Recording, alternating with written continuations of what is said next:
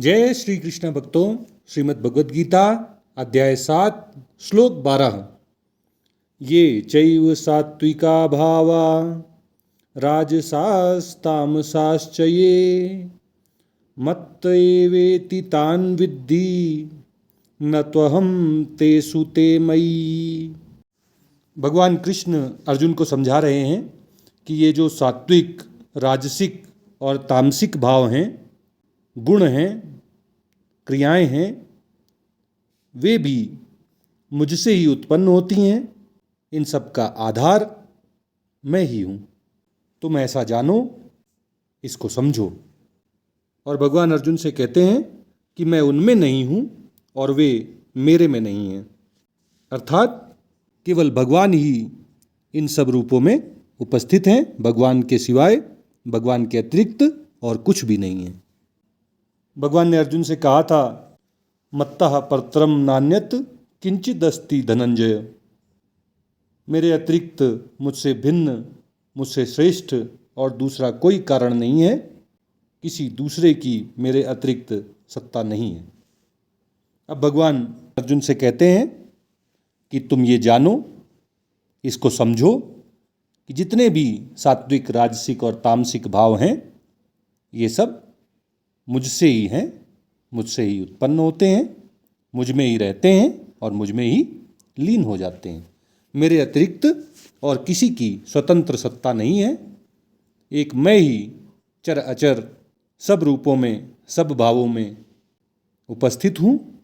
मैं ही मैं सर्वत्र विद्यमान हूँ। और भगवान अर्जुन से कहते हैं कि मैं उनमें नहीं हूँ और वे मुझ में नहीं हैं। जो तीनों गुण हैं, सतोगुण, रजोगुण और तमोगुण, ये उत्पत्ति और विनाशशील हैं।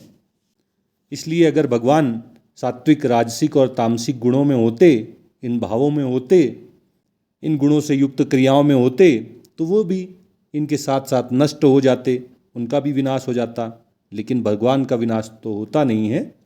इसलिए भगवान इन सात्विक, राजसिक और तामसिक गुणों से परे हैं, वे इनमें नहीं हैं।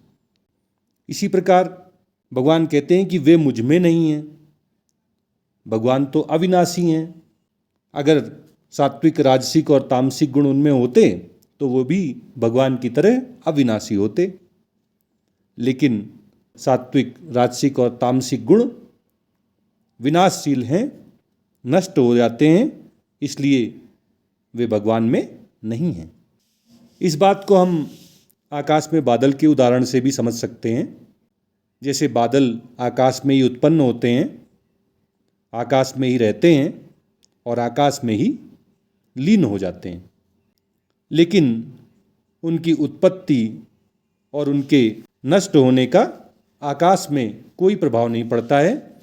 आकाश ज्यों का त्यों अविकारी, निर्विकार बना रहता है।